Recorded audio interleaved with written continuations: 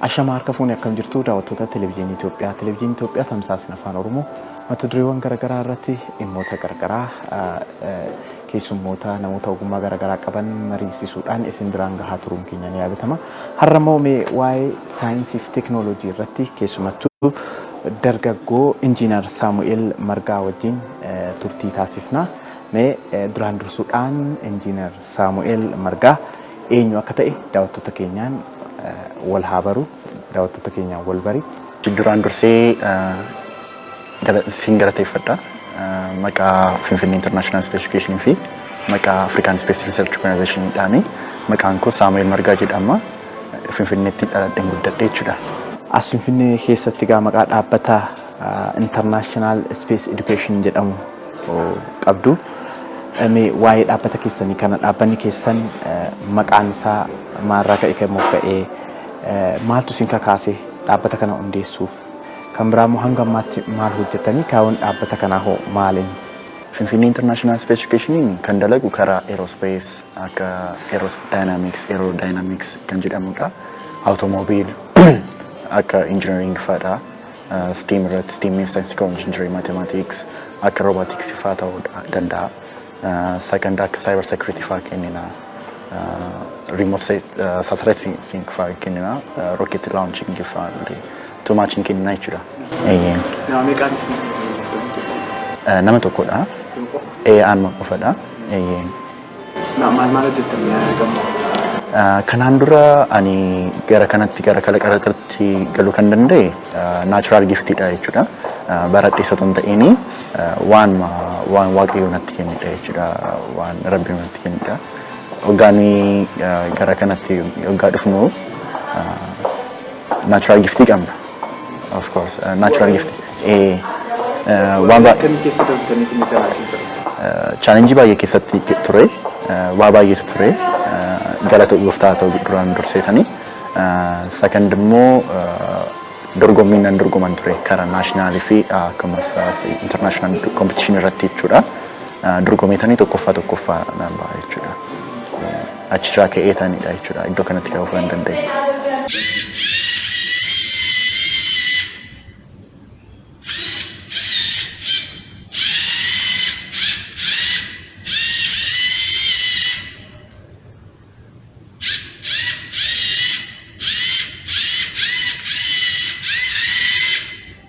Gama mootummaatiin haa ta'u gama bulchiinsa magaalaatiin beekamtiin hojii hojjettan kanaaf isinii kenname jira?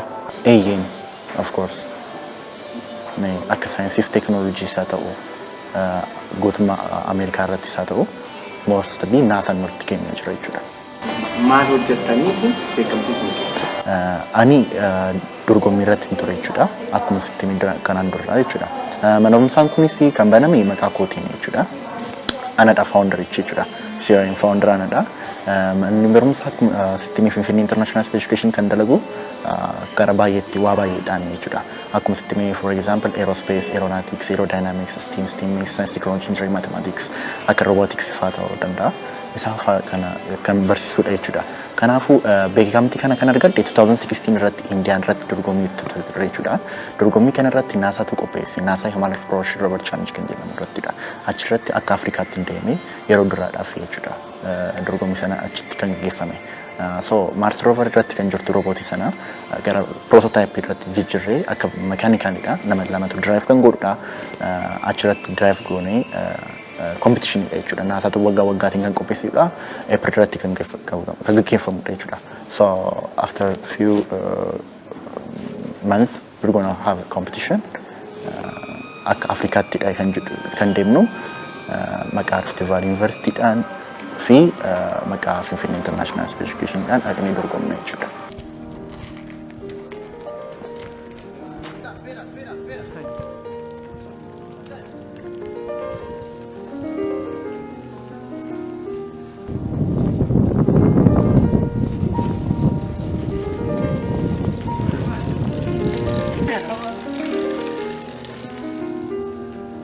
Manni barumsaa keenya akkuma sitti himetti kutaa afurraa jalqabee hanga yuunivarsiitiitti darbee hanga injiinarootatti kan barsiisudha jechuudha.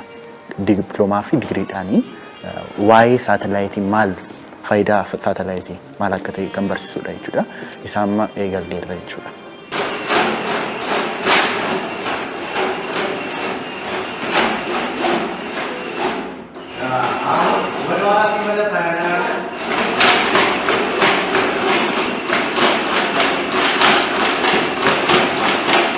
Deeggarsi gama mootummaatiin isiniif taasifamee jira wanta kana hojjettan.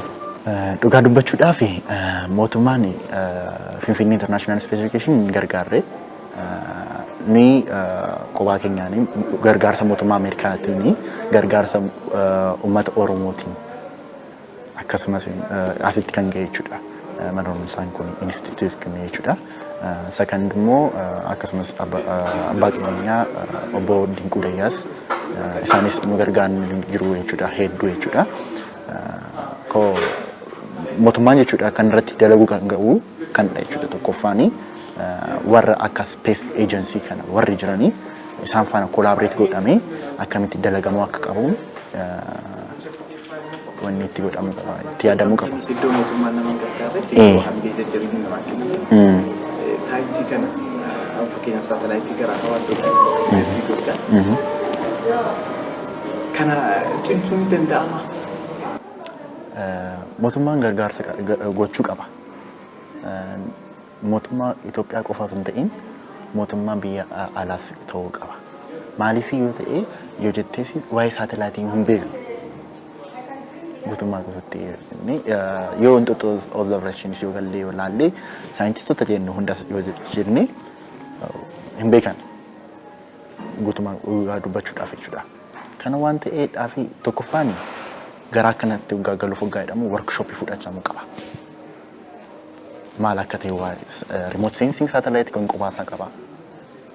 Kansas satellite kan qophaasa qaba. SAS satellite kan qophaasa qaba. Too much satellite hedduutu jira. Isaan kanaaf amma nuyi launch kan godhuudhaaf dura workshopii hin goona jechuudha. Akkas gooneetu waggaa waa tokko knowledge waggaa waan tokko waggaa qabattuudha iddoo tokkotti kan geessu jechuudha. Kanaafuu more waggaa waan sana waggaa dalagdu build waggaa gootu waan sana passion isaa yookiin immoo waan tokko beektee waggaa build waggaa gootu waan tokko gaariidha jechuudha.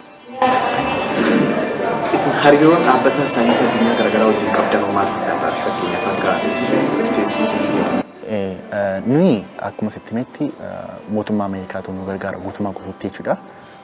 US Department of State nu gargaara jechuudha. Akkasumas US Embassy of Addis Ababa nu gargaara. Akkasumas immoo mootummaa Ameerikaa guutummaa guutuutti jechuudha. Kan nu gargaaru isaan faanis collaborate goonee hojjenna jechuudha. NASA faana jechuudha. Akkasumas immoo Space Agency hedduu faana hojjenna akka European Space Agency faana akka ISRO means Indian Space Research Organization jechuudha. Isaan faanis collaborate goonee hojjenna. Canadian Space Agency faana collaborate goonee hojjenna. Akkasumas Norwayttis nuyi seentara keenya kana bal'isuu barbaanna. Qofa osoo hin ta'in guutummaa guutuutti akka Afrikaatti illee darbee akka internationalittis akka ta'udha jechuudha. Ijoolleen Oromootis haa ta'anii ijoollee Itoophiyaanis biyya alaa warri jiranii fi isaaniifis seentara achitti bannee fi seentara kan baratanii gara biyya isaaniitti dhufanii biyya isaaniitti akka hojjetaniidhaaf kan gargaaru kan hojjechaa kan jiru jechuudha. Kana bal'isuu keessatti gaamaa inni naastu akka rakkootti isin quunnamee otoo maal ta'e otoo gargaarsa akka argatanii waan kana bal'istanii ta'ee tokkoffaa kana space station kana build gochuudhaaf iddoon nu barbaachisa jechuudha. Yoo land argannee build hin godhama jechuudha. Mootummaa biraatis illee sponsor nu barbaachisa guutummaa guutuutti. Mootummaa irratti isaa ta'ee abbootiin qabeenyatti isaa ta'anii otoo nu gargaaranii ni wal qabannee wal guddachuu qabna malee hormii dhufee nu gargaaruu hin danda'u jechuudha.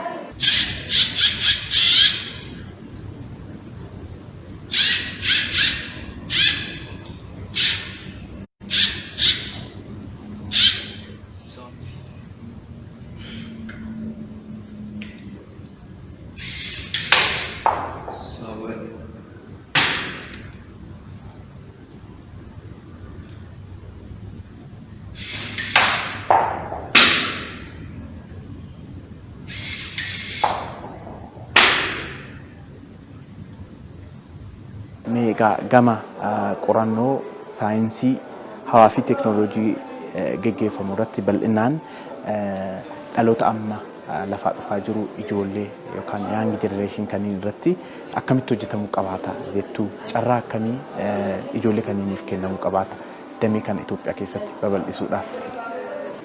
Dhugaatti himuudhaaf generation isaan ammaani baratanii yoo ta'in akkuma sitti natural giftidha jechuudha.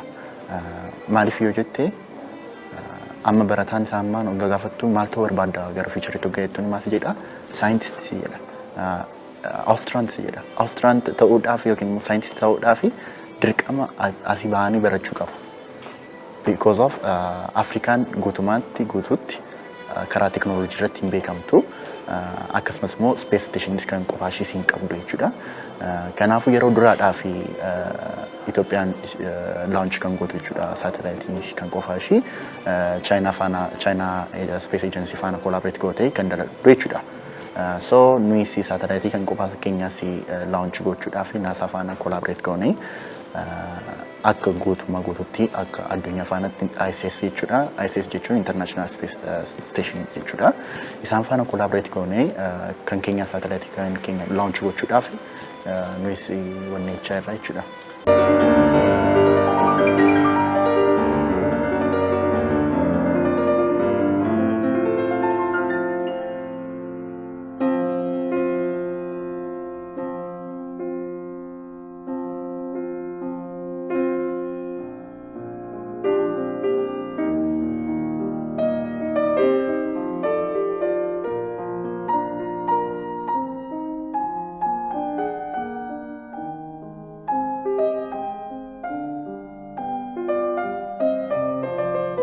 Tokkoffaan mana barumsaa keenya kan dalagu kanadha jechuudha. Ijoollee kalaqa irratti warri jiranii warri potentiaalii isaa qabatanii warri opportunity isaa warri dhabanii jiru jechuudha. Ijoollee akkasiidhaaf carraa isaa banaaf jechuudha tokkoffaa. Akkasumas immoo mana barumsaan kun kan barsiisu Ameerikaa irraa warri dhufanidha. Awustiraantiidha, saayintistootadha. Rift Valley University faanadha collaborate goonee kan dalagnu jechuudha. Isaan faanadha jechuudha. So seentara afur tibanuudhaaf amma kan yaadaa jirru jechuudha. Seentara keenyas amma seentara keenyas tokkoffaa Hayaat jira jechuudha. Akkasumas Gootaraa irratti kan jirudha jechuudha. Akkas jechuudha. Na second akka natti himtetti ijoolleen amma generation isaa amma maal dalaguu qabaa kan jedhudha. Generation amma dalaguu kan qabu more passion kan ta'anidha jechuudha. Baay'ee hin gammadu. Maaliifi nurraa hin caalu jechuudha. Amma hoggaa gaafattu waa tokko hoggaa gaafattu waa baay'ee sitti himuu danda'u jechuudha. Kanarratti isaan irratti dalaguu kan dandeenyu qabna jechuudha. Biyyoota guddataa jiran keessatti Itoophiyaa dabalatee jechuudha. Dameen saayinsii fi teeknooloojii kanarratti qorannoon hawaa dabalatee wantoonni taasifaman akka leekjariitti ilaalamu qaamni tokkos akkasitti kaasa. Kun dhuguma akka leekjariitti ilaalamuu qaba. Jechuun akkuma sitti himeen Itoophiyaa qofa osoo hin ta'in guutuutti akka Afrikaatti Afrikaan space station kan qophaa ishee hin qabdu. So space station kan qophaa ishee qabaachuudhaaf dura waa'ee knowledge kana qabaachuu qabna. Waa'ee aerospace kana beekuu qabna. Zimjennee miti amma saatalaayitii launch hoggaa qoonnu faayidaa saatalaayitii amma launch godhamu beekuu qabna. Maaliif akka saatalaayitii hedduutu jira. Isaanis kan ta'anii Afrikaan guutuutti hin qabdu. Warri kan qaban international country jechuudha. For example like US fa'aa fudhachuu dandeenya, European Space Agency fa'aa fudhachuu dandeenya, ETC jechuudha. Extra jechuudha. So isaan fa'aa fudhachuu dandeenya. So Itoophiyaan amma launch kan gootu more ammas launch gochuuf yaadaa jirti jechuudha. Yeroo duraadhaaf remote sensingidha. Check gochuudhaaf launch kan godhamu jechuudha. Nuyis immoo saatalaayitii nuyi launch kan goonu kan qophaa keenya maqaa Finfinnee International Space Station fi maqaa OBS dhaan launch kan goonutu jira jechuudha. Itoophiyaa keessatti damee saayinsii hawaa kanaan dursinee guddachuu dhabuun biyyattii irratti miidhaa hagamii geggeessee jira. Biyyattiin hogama kanaan hangamta akka miidhamtee jirti. Ammadha gara teeknooloojiittis seeraan galuu kan dandeenyu jechuudha. Doori paatantii keettis hatamuu dandeessa. Waa baay'eetu ture. Garuu amma waa baay'ee dalaguu danda'ama jechuudha. Because of the political problem. For that purpose nama tokko gaafattu fagoo irraa otoo hin deemin waa'ee GPS satellite tracking irratti warruma raayidii kana waggaa fudhannullee waa'ee teknoolojii beekuu qabu beektaa.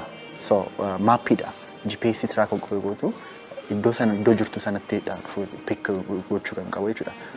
So waan akkana waan ta'eedhaaf nuyi gara teknoolojii irratti waan dubattaafneef amma gara achitti ifaatti bahaa jirra.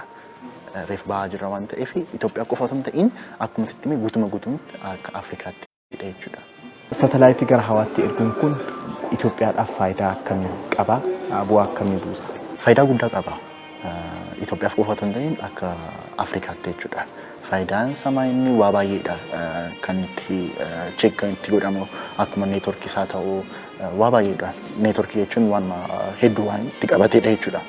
Akka like social media fudhachuu dandeenya neetworkii jechuudha. Neetworkii waan ta'eedhaaf so yeroo duraadhaaf fayyada. Mee gama dinagdeetiin haa ta'u gama qonnaatiin haa ta'u biyya faayidaa maalii buusamee satellaayitii kana gargaaru? Satellaayitiin akkuma sitti waa baay'eetti dalaguu danda'ama. Akkuma sitti militeerii irrattis danda'ama. Waa baay'eetti danda'ama jechuudha. Agriikaalcharii irrattis faayidaa hedduu qaba jechuudha. So satellaayitiin amma Itoophiyaan launch gochuu kan qabdu kanaan booda satellaayitii guddaadha jechuudha. That means satellaayitii isa guddicha jechuun waa baay'ee wal keessatti kan qabate jechuudha. Haa ta'u akkuma jettee agriikaalcharii isaa ta'u karuma teknoolojii kanattis haa ta'u karaa eerfoorsiis kanas difeensi seekuritii kanattis haa ta'u waa baay'ee irratti dalagamuu kan qabu irratti launch kan godhamuu kan qabu jechuudha. Kanaan booda ammaaf garuu cheek-apidhaaf jechuudha launch kan godhamu. Chaayinaa faana koolaaboreet qabate jechuudha. Gama teknoolojii kanaan damee kana babal'isuudhaaf mootummaa Itoophiyaa maaltu eegama? Dhaloonni dhufu akkamitti waan kana irratti xiyyeeffatee hojjechuu qabaata? Mootummaan sa'aatii kanaan jenereeshinii jiru hundayyuu sassaabee iddoo tokkotti godhee barsiisee waan isaan potenshaal isaanii gara ifatti baasuudhaaf isaan gargaaruu kan qabudha tokkoffaan jechuudha. Lammaffaan immoo maal gochuu kan qabudha space stationii build akka godhamuu fi Itoophiyaan space stationii kan kophaa ishee qabaachuu qabdi jechuudha. Kan irratti akka gargaarsa akka godhu mootummaan hin barbaachisa jechuudha.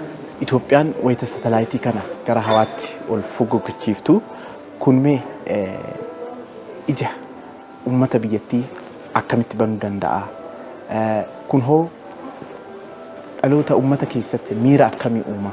Kuni akkuma sitti mutti Itoophiyaaf qofa miti kan barbaachisu. Fakkeenyas kan taatu Itoophiyaan akkuma guutumatti akka Afrikaaf fakkeenya kan taatu jechuudha.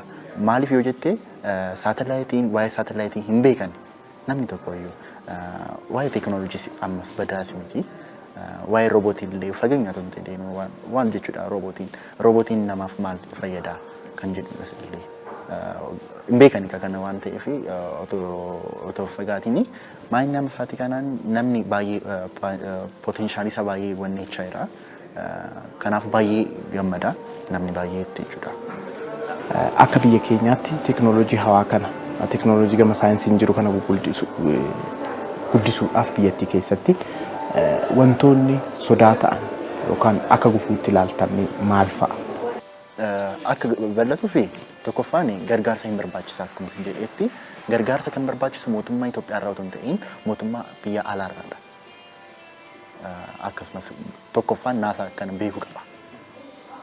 Gargaarsa gochuu kan qabu eejensii amma akka Chaayinaan space eejensiidha malee kan kophaa ishii wanni taateeti. She have her own wanni space agency isaanii kan qabu kophaa isaanii jechuudha. Kanaafuu dura maal gochuu qabna space station kan kophaa keenya build gochuu qabna tokkoffaan jechuudha. Maaliif satellite isaa ta'u rocket launch godheef akka ta'u waa baay'eedhaaf akka dalagamuudhaaf Chaayinaatti dhaqamee launch kan godhamu jechuudha. Kun amma wrongidha jechuudha. Maaliif maqaadha malee wanni godhamaa hin jiru. So satellite kunis build kan godhame yeroo duraadhaa fi kanaafuu passion nuuf ta'a kan jedhudha.